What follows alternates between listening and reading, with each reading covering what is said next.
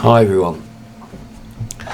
Okay, what I'm going to be doing is I'm going to have to re-edit the video that I put up 19th, I think it was. I think it was titled Uart nor PS4 how to read it. Unfortunately I left some text up which I've had to take down, so not too worried about it. That was the first attempt at trying to edit something together and it was pretty appalling. I'm going to try again, so bear with me. Unfortunately I'm having issues getting sound levels correct. Now the problem I've got is I've only got a bench mic. I haven't got a collar mic. I have got one, but it seems worse. When I use any of their gear, the noise just seems to get to a pretty heavy level.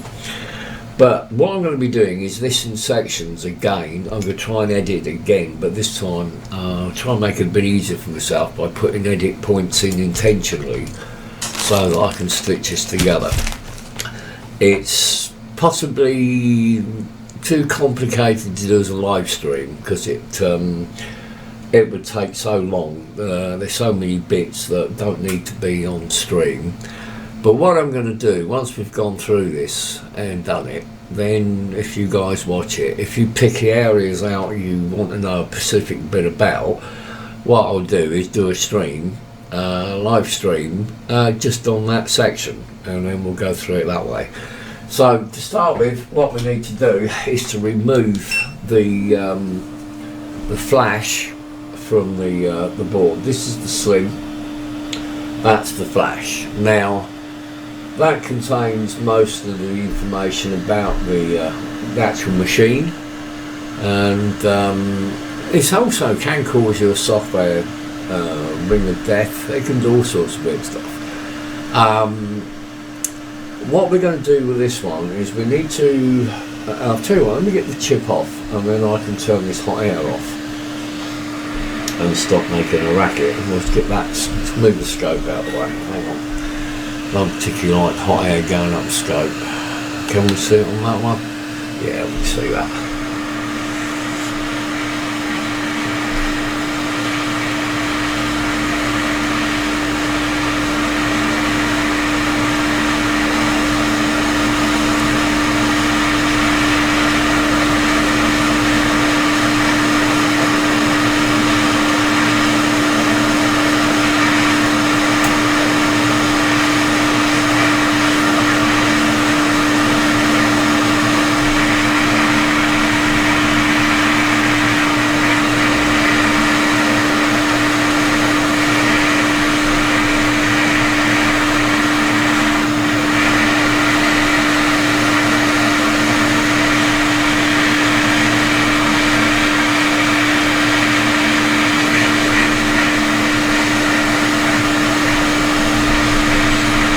This is being a bit of a stubborn one.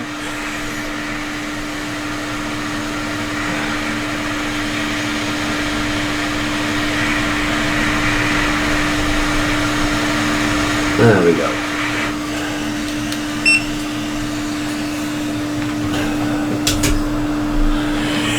Right, the chip is off. Let's just pop that down there so I can cool off of it. Right, what I've got to do now is I've got to make a board to put the chip on to go on the reader. Okay, right, the chip's off. We're going to clean the chip up and then we'll make a board to mount it on. This is typically one of the boards, not quite the right type of board, but what I've got to do is just remove some of the pads and that'll be fine. It'll look somewhat like this one here. That's off a different slim, so I'll keep that one out of the way so I don't get mixed up in a minute. Alright, so let's clean this baby up. Let's have a look. Not too bad really. Yeah, it wants a bit of a clean. Let's just have some solder paste. Let's just put a bit on the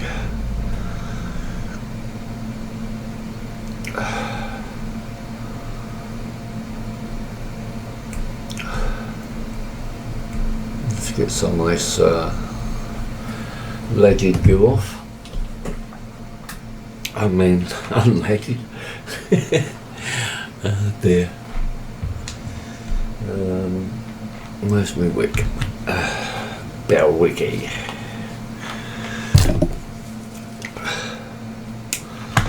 Right, okay. Let's just see what we got here.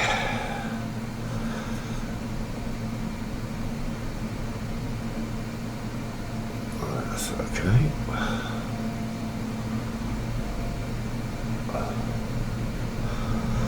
Yeah, that'll clean them up nicely. Just take a little bit of a blob out the centre.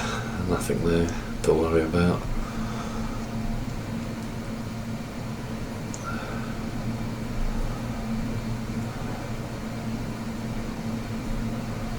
That's fine.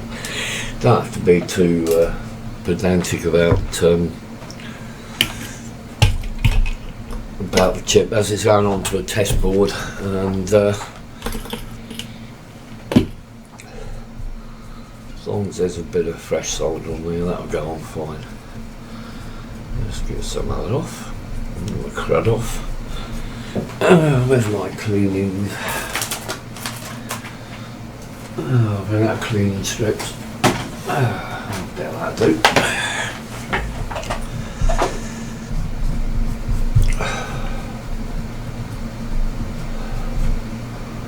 Yeah, that looks okay. Right, we'll have that out. Just give it a wipe. Now, what we have got to do, we've got to make a board up to mount the chip on. Now, these little boards I use are fine. The only problem is the actual pads are too big, and if you try and float one of these chips on, they go on, but the trouble is, because the pads, as you can see, are right near the ends. In fact, that one's bigger than the pads, so I got the wrong board.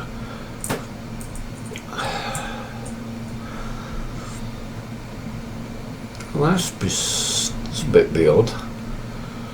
Well, some of these boards might be different. You say, well, there's one I've used before, so look at that. As you can see, I had to take the pads out. Yeah, they're different sizes. Well, I bet not noticed that, to be honest. Okay, let's have a look at these boards then. We've got a bag of them somewhere. Bag of boards, bag of bits. Where are you, bag of bits? There you are, bag of bits.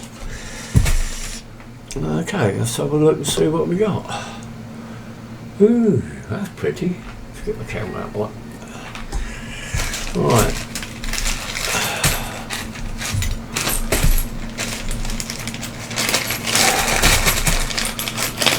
I thought all these were the same, but evidently they are not.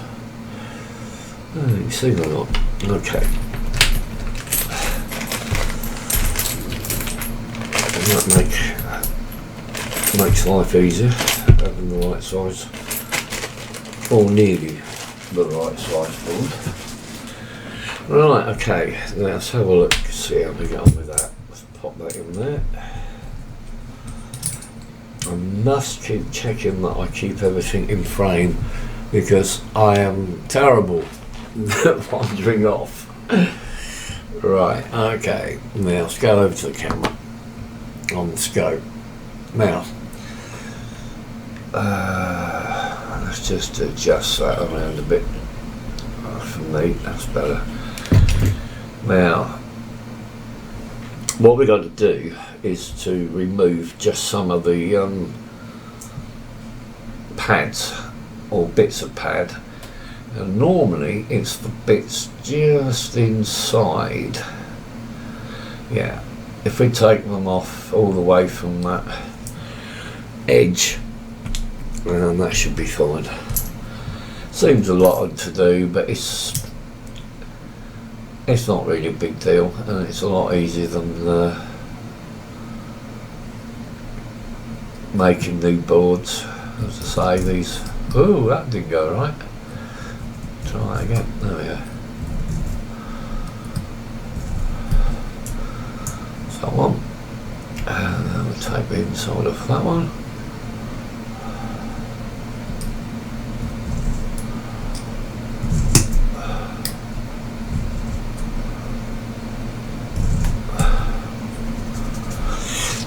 Okay, alright, so we only actually need 8 all in all for each side, so let's just whip some of these off.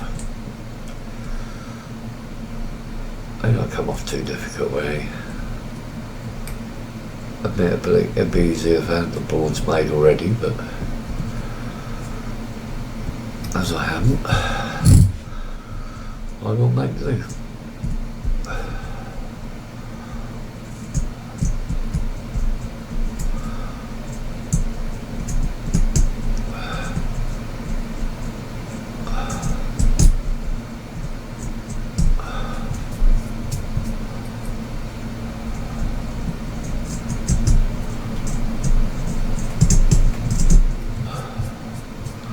It hasn't got to be 100% accurate. Not for just making a test board. It's nice when everything is spot on, but in the real world it isn't.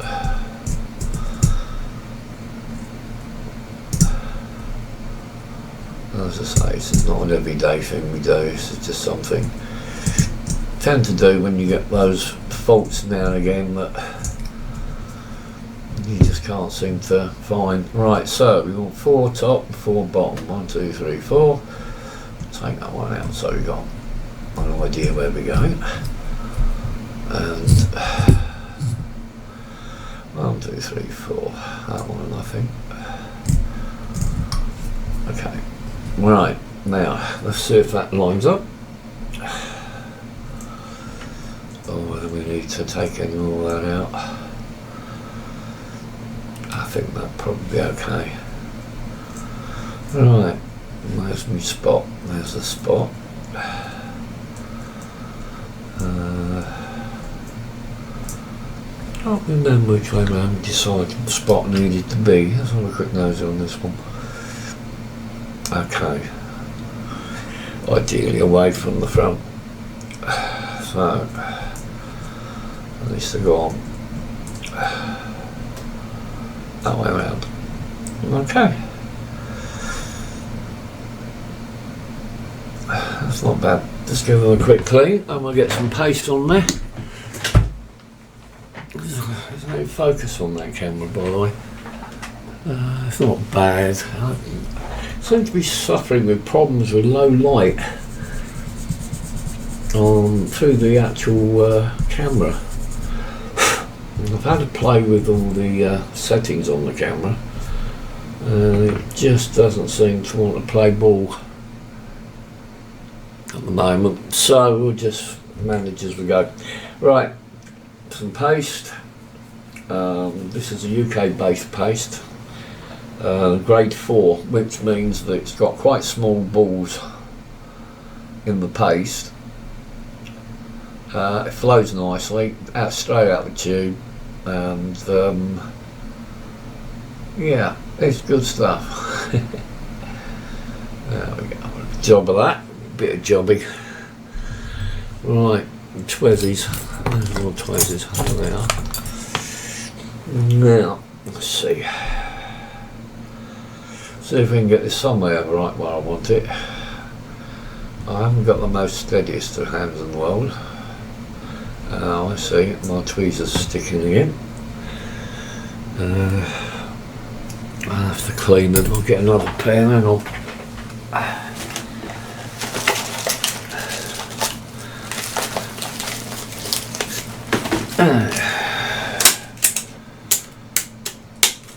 I like to stick them in the old Uart bath. Unless it's muck on the side of the chip, which it could be, I suppose. No. Okay. So that's the dot. Oh, back. Yeah, flying chips. That's an all right. Turn around.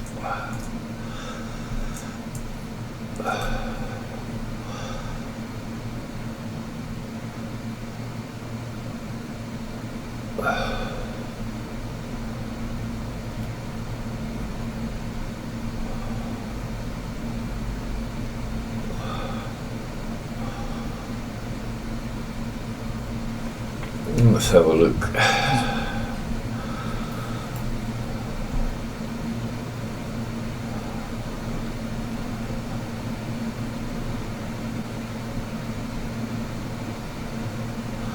Okay, that should go okay. Alright, let's pop that out of the way so we don't get any hot air up the lenses. Which camera can we get in with? That's probably a reasonable one. Okay, let's give that a go. See if we can get this one on without it going up with oil.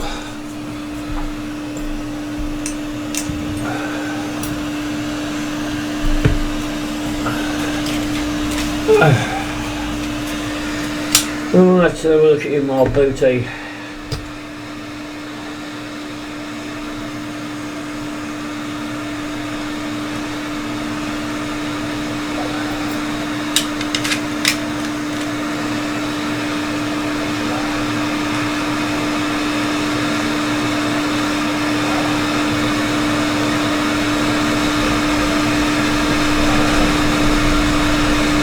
Yeah, I think that's gone okay. Alright. If that's gone okay, we'll put another breakpoint in here. Now let's have a look.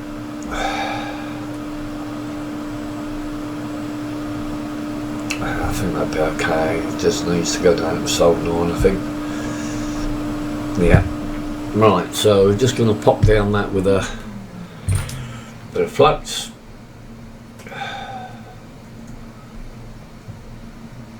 I'm pretty sure that's spot on anyway. Oh, you can't see a thing, can you? Right, let's try again. Right, I'm just going to go down the sides of that with the line. There's no shorts or nothing, but I think a bit of a flow up to the chip would be nice. That looks better. Let's give this one a bit of a tickle.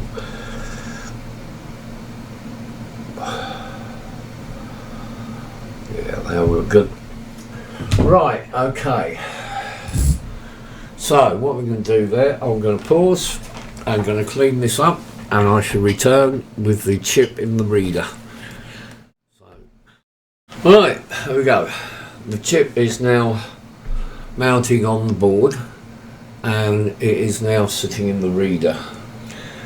So we have now got the original software or firmware on the chip, so we're going to back that up, and I normally make 3 backups and compare them to make sure they're the same.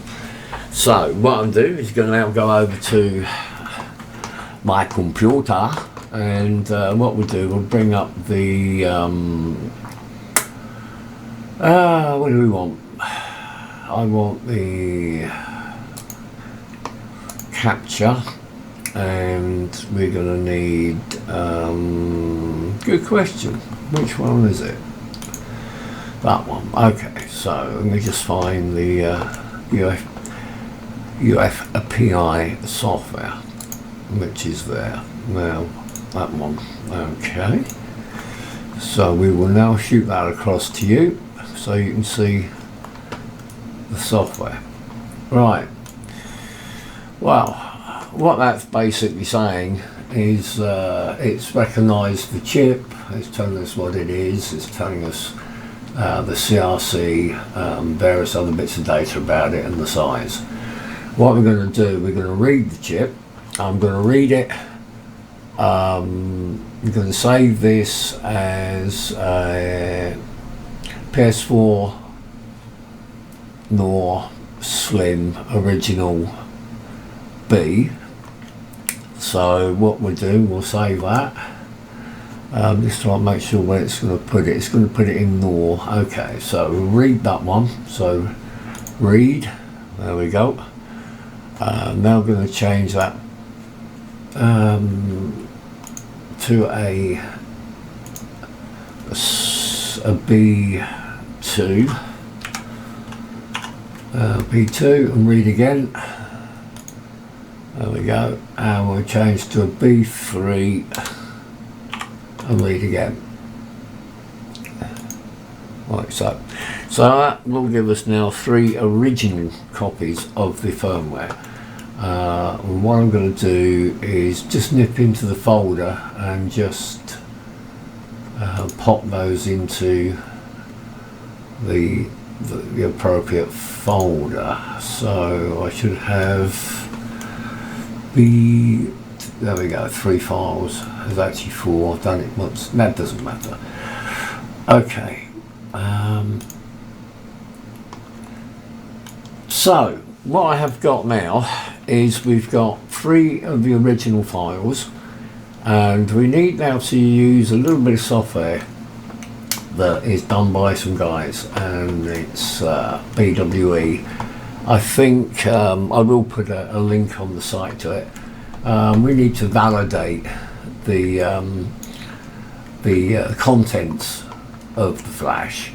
If there's anything wrong, this will tell us. Because you can get, as you know, you can get software boring and death, various other problems which can be repaired this way. So let's just go in and run validator. I will bring it up in a moment once it's running. Let's just check it. Right, okay, so now let me just go over to screen.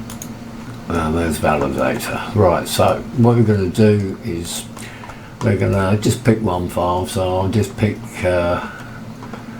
take the last one, so we'll pick 4. Right, now we're going to validate it. Please make your selection. 8. Okay, so that's now going through the NOR, see if there's anything wrong with what's in the NOR basically. Could be down to a fault with the NOR, it could just be that the data's been entered incorrectly or something's got corrupted.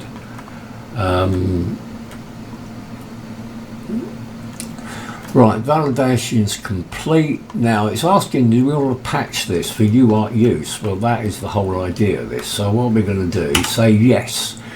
And what it will do, it will create another file in the folder already patched, which is the file we've got to put in the NOR. So we've got to replace the one that's in it with the one this is now going to create. So we'll do that. Yeah, we'll do that. Yeah, okay. Now, what we should have in the actual folder would be, if I can just boom boom boom boom. I don't know if I can actually go to the folder or not. It doesn't really matter because I've got to reload the software into the chip. Right, let me just I've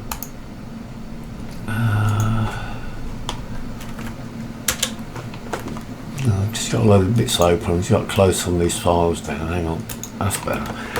Right, so what we have now got, we've got the original content of the NOR, plus we've now got a file which has been created, that's now called the UART patched bin. So what we're going to do now is we're going to erase the file, the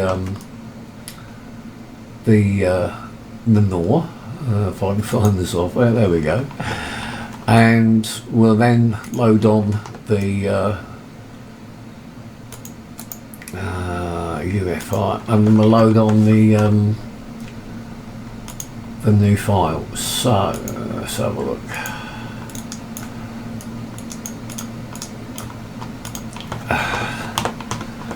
At the moment, right, let's grab,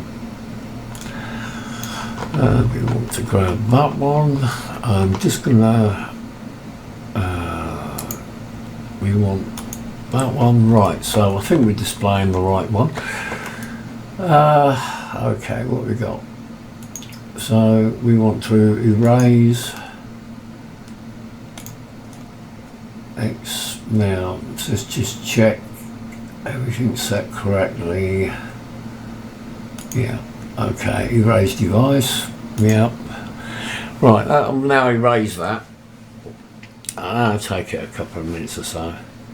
Once that's been erased, we will then write the patched file in, and then what I will do is read that file back and just compare it to the file that I wrote, just to make sure that it has been programmed properly. So it's programming away. Yeah, the LEDs on the unit are quite happily. As I say, to program the chip, I use this UFPI job. It is an expensive unit, but it just makes life easy. But I use it for so many other functions. I think you can use Teensys. I'm pretty certain there's lots of information about. I'll try and find some and post up, but as I say, this is just something I've said I would try and do for you guys and try and explain a bit. So recap while I'm waiting for this thing to load. We're still going. So where are we up to? UFPI. How are we getting there? So to recap, to use a UART, you have to set a byte in the flash, which enables the port, the RxTX port, to actually communicate. It turns it on basically. So I would think this is probably going to load this byte into the register of the CPU, which will enable it. Right, so we've now erased it. So what we need to do now is to program the file in. So I need to open the file for writing. So let's go into there's the file it's created. We'll open that. Right, as you can see, it's just come up on the screen. Patched, yeah. Right, so we're now going to write that. Right, flash. Let's have a look.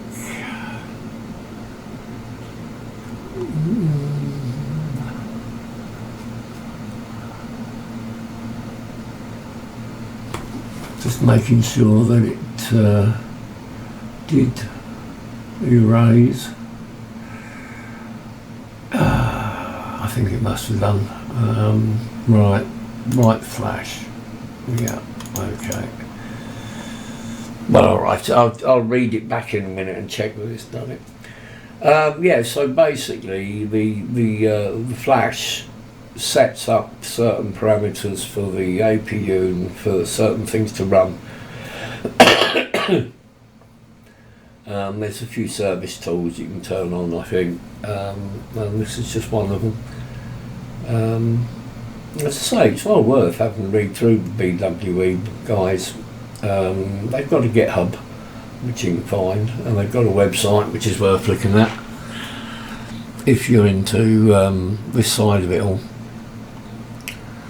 I hope the sound's going to be alright. I had problems yesterday with it picking up so much noise from my chiller for the PCs. It's water cooled. There's like a chiller on it, which tends to make a bit of a racket, unfortunately. Alright, okay, so we've now written the new file in. What I'm now going to do is save this. So we'll save this one as patch, patch, does that put it on there? Yeah, it has. So we'll save that. So we'll read that, like so. Right, now that should have popped that over to patched. Now I'm going to go and check that. This is one of the things why I had to take the video down, because when I did the check, it give away loads of data that possibly shouldn't have been shown. So just bear with me for a second. Okay, while I check this. I'm going to use a thing called hex edit. Okay, now let's load the file. What do we want? Right, so that's the original file, and then we want to compare that to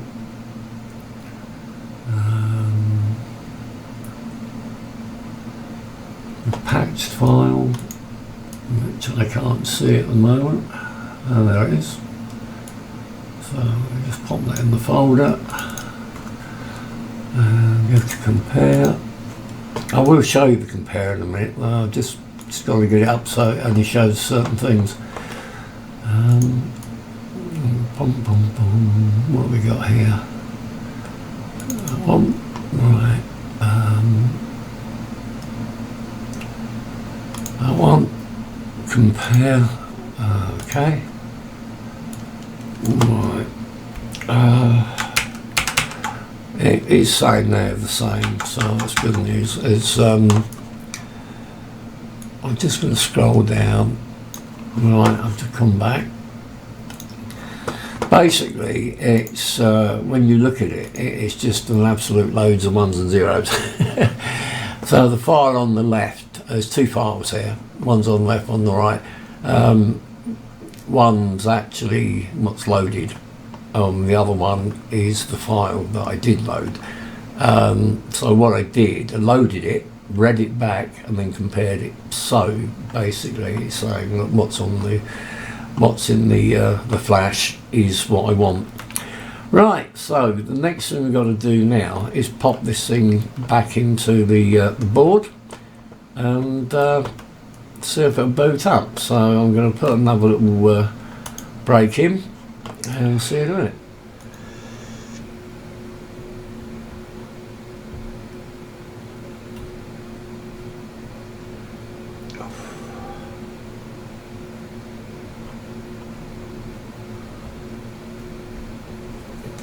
Sorry about the noise, chaps, but of course, that it's good flux antec, but it doesn't have pen and ink.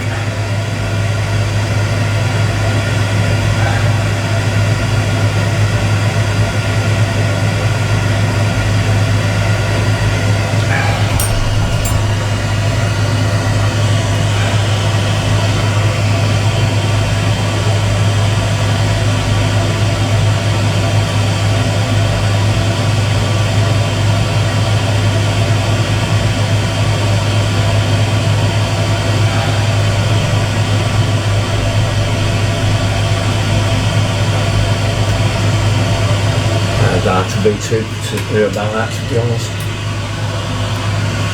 Oh, still, that does stink. It's my fault, the iron's a bit too hot really for that.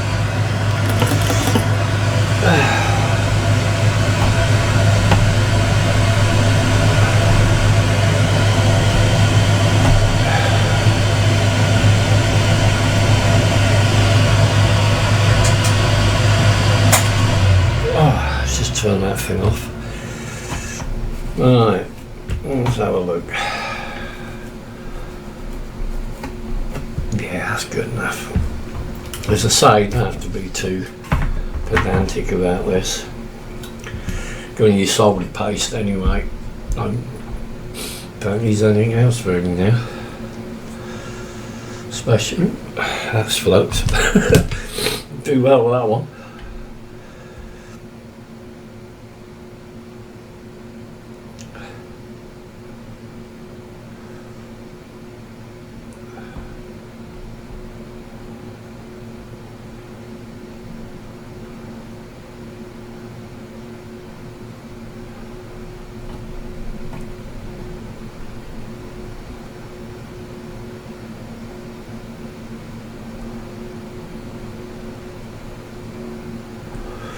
That'll do nicely, thank you.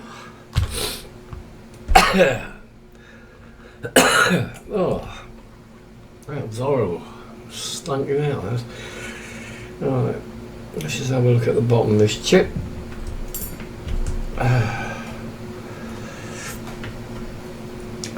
It's okay, just give it a good clean. There's enough solder on there to flow, as long as there's not too much, otherwise it will run off. Right, okay, let's have a look.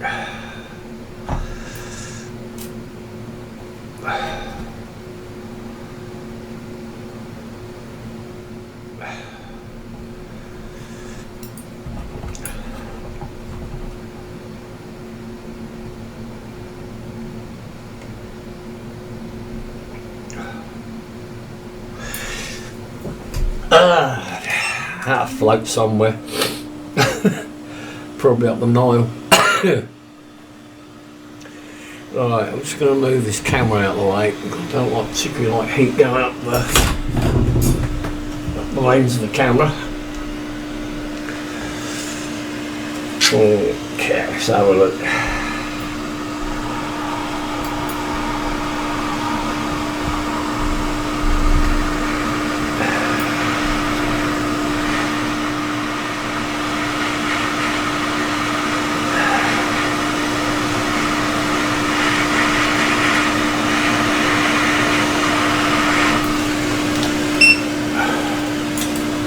I think that's possibly gone in the right place. Probably could do going over, and that's what's it.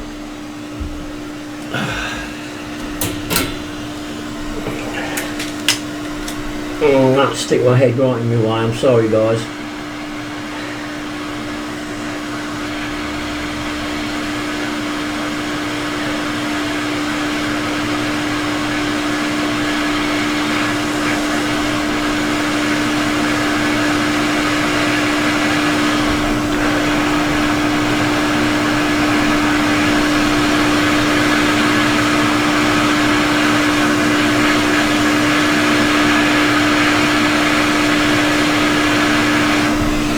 Definitely on.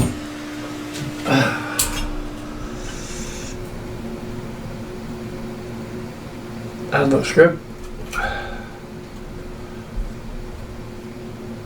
Yeah, that's fine. Okay, let's get that out of the way. What I possibly, I may have to zoom out a little bit. Yeah, hang on. Okay, right, I've actually got the board back in. What I've done, I've made a modified case for this bit. Basically, what it is, well, you can see what it is. It's a shortened section because we need to get to here for the Uart, and I don't like running these without the heatsink on because the memory does get rather hot, and as this is a working what you call it, machine, bit of a experimental jobby, it doesn't particularly matter about the fact that I have actually got a complete tray for it as well, so this was just made up out of an old part. I haven't even checked to see if it's going to boot yet from that NOR, that flash. I hope it does, but we'll find out. Well, I've got it all back together. Now that one's a plastic hole, and that's for a plastic hole down here somewhere. There we go. Get a few metal screws in, get a few of these in, and I'll be able to make sure that it does boot. If it don't, it's either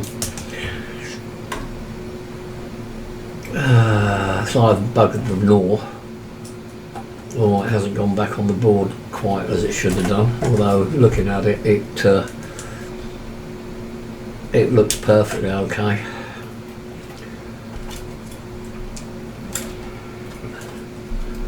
but as I say, I have had these before where they have died after programming. We just have to see. Either way, it's all good fun. Right, well, while I get this back together, I'm going to pause this thing again. Right, okay, we're back to the last section. I'm going to redo this part as well, so if you saw the original video, you'll notice there's some a few strange jumps and links as I go through the video if you've watched it up to here so far. Unfortunately, I take some bits out that couldn't be shown. Not to worry. So anyway, the Uart's connected up. What we really need to go through now is the is some bits of software. I think probably a good idea to cover what you need to connect the Uart to the PC with. So what I'll do to start with, I'm going to do some close-ups of the board so you can see the pin configurations, or the wiring if you like, for the Uart. Now let's see what we got. Let's use that one. We'll just tweak that up a bit so we're in the right place. At the moment we want to go across the other way, don't we? So we can see the board. Let's go over to there. That'll do. And we'll save it on 14. Okay. Right. As you can see there's a white, green and blue. Now those pins on the board, they are available online I believe, but the blue is an earth, the green is the TX on the motherboard, and the white is the RX on the motherboard. Now the other ends of the leads go to their opposites on the actual Uart. So the green will go to the RX on the Uart, and the white will go to the TX on the Uart, and the blue goes to ground. That's common. The reason for that is because if you're transmitting TXing from one, you transmit to a receiver, so that's why. So if we now go back to that shot for a second, on the Uart here, it also has a voltage link here. You want to make sure this is set to 3.3 volts, as in this is what the voltage is on the TX and RX. So we have a USB connection here, and that's what we're going to look at now. That connects up to the PC. So what I'm going to do, I'm going to stick a pause on the end of this one, so I can start another section. So we'll go with a pause. Right, looking at your desktop, your device manager. If you look down at your COM ports, when you've plugged your depending on what device you get, this as I say is an FTDI device.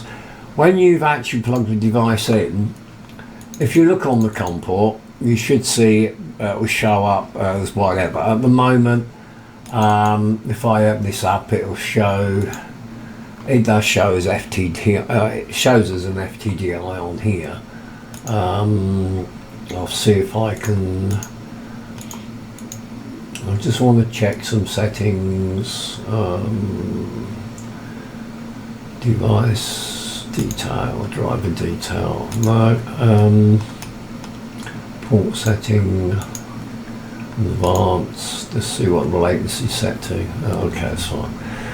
Right, so as you as I say, if you have a look on here, look on USB, it will tell you the COM port number of your device. That's all you need to bear in mind for the moment. Okay, so this is on 35. Now what I want to do, I'm going to start up Bum bum bum.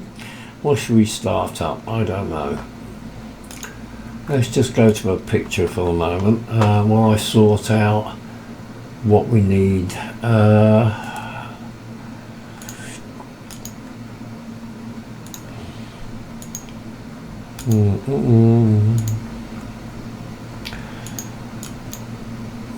Because it's being a swine, because I've got so many things open on here, trying to get to the one I want. Right, that's it, back to a desktop.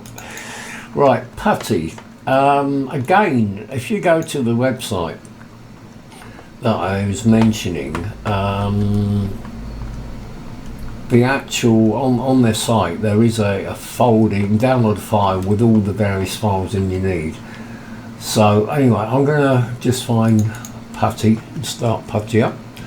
Putties, I've got 64-bit, as I'm using 64-bit. Okay, there's putty. Now, let's open it up so you guys can see it. So we want desktop capture across. There we go. Right. This is going to be a little bit long-winded, I'm afraid. Right, Putty's it's a very good bit of software. Actually, it covers all sorts of different things, but we're interested in with serial. So, what you want to set is you want to set up your device. Now, on the top line there, you can see where it says on the right serial. If I select serial, you'll see it shows as being selected. There's your COM port above it. So if you look now at your when you check your COM port, you'll find the number that your Uart's on. Paste that in there. The speed, you want to set that to 115/200. And then you can give it a name here. Say we're going to call it PS4 Slim, whatever. So we can then save that. So hopefully then it's going to remain. Now that's all we need to do for the minute. Now, providing you've connected your UART up correctly and everything, the next part should work. Now what I'm going to do now, I'm going to pause this again so I can go and fire up the unit to take us to the next bit rather than leave you all sitting here waiting. So we will go over to a pause. Right, we're back. Okay, now I've just started up the booted up the PS4 with putty connected, and if you've done everything correctly, including the programming of the chip, what you should see when you open putty, as you can see on the bottom it says open. When it's all correct, when you first open it up, you'll just see a black box. Then when you start your PS4, if you've done it correctly, what you'll see is the whole boot screen, and that's what's there now. Now it does go hurtling by quite quick because there's a lot of it. What this is, it's like if you've ever started up a Linux machine, it's like watching the whole thing boot. It tells you, it goes through all the tests and all sorts. There's an awful lot of it, as you can see. Okay, so what I'm going to do in the moment is every time I do anything, say push a button on the controller or whatever, you'll normally see something happen on here.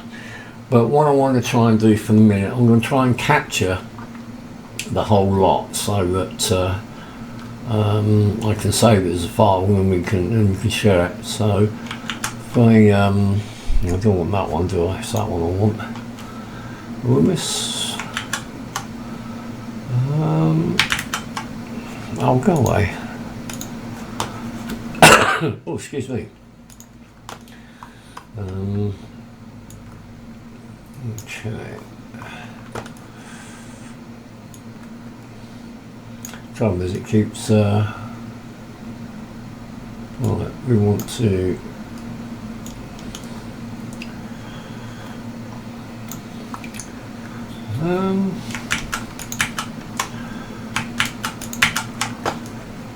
I'm trying to capture every time I try and do it, because it's disappearing in the background because I'm using it via the vMix. Right, I'll won't worry about it for a moment. You can see basically what sort of thing that happened. Now, what I'm going to do, I'm going to see if I can reboot the PlayStation. And right, let's dump that out of the way. Now, I don't know if we've dropped the PlayStation or not. Let's just go over to the buttons. I don't think it disconnected. No, as you can see, all I've done was push the PlayStation button. I can't read what it's saying because it's all going by too quick. But what I'm going to do, I'm going to select the restart. So what I'll try and do is clear the screen if we can. So okay, so we've got a clear screen. I'm going to now hit restart, and you should see what happens.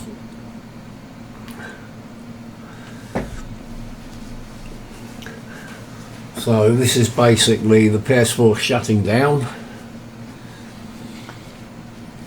and then going into reboot. Or it should be going into reboot. It says reboot, it's just waiting, so it should go. Here we go. That's now the start of the boot. There's so much information you can go through on here. Some of it you'll have to look up if you don't understand all of it.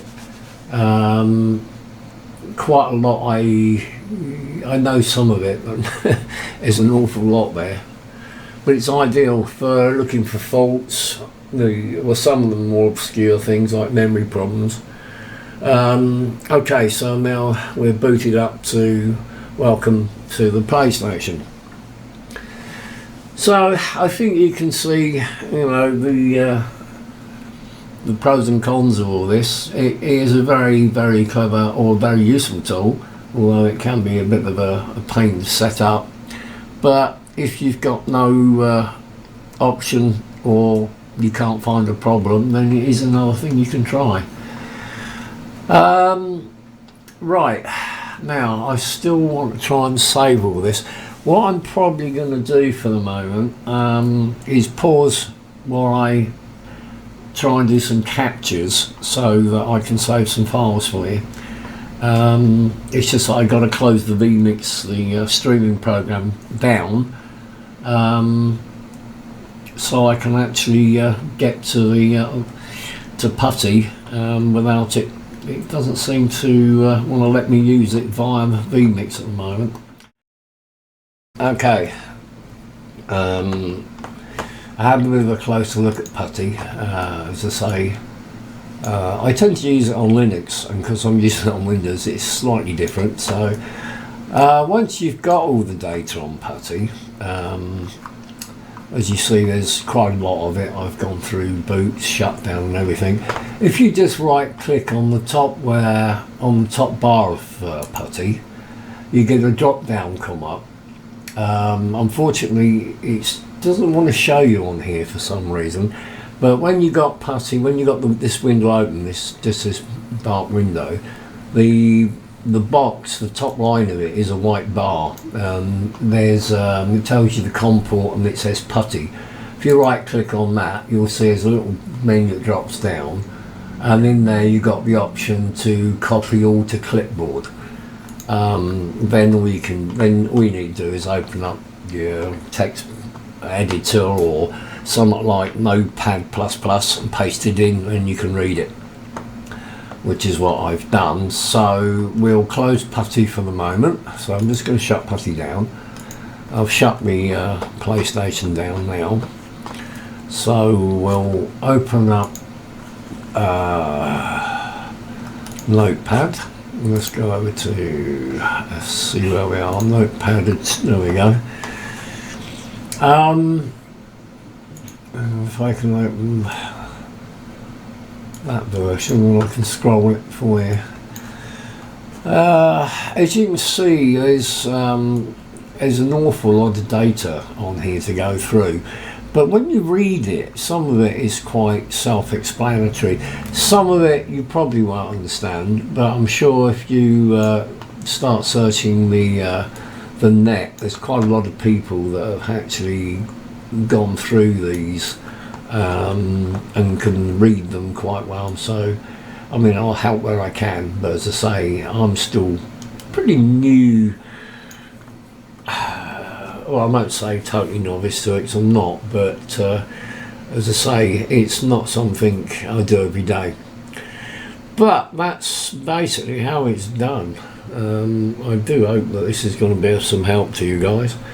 Now, like I said earlier on, I think because there's so much of this to go through, if you can force yourself to watch all the video, chuck us a like or two in as well, and then make notes of time areas. If there's any points of interest or anything you want to go through, just send me a comment, and then what I'll do, we'll have a live stream and we'll go through all your points, and I explain them to you, or even point them out where I can, you know, until I know exactly what you need to know. It's a bit of a job for me to really go much further, but I think that answers your questions. The units themselves, the FTDI Uart, I think is available.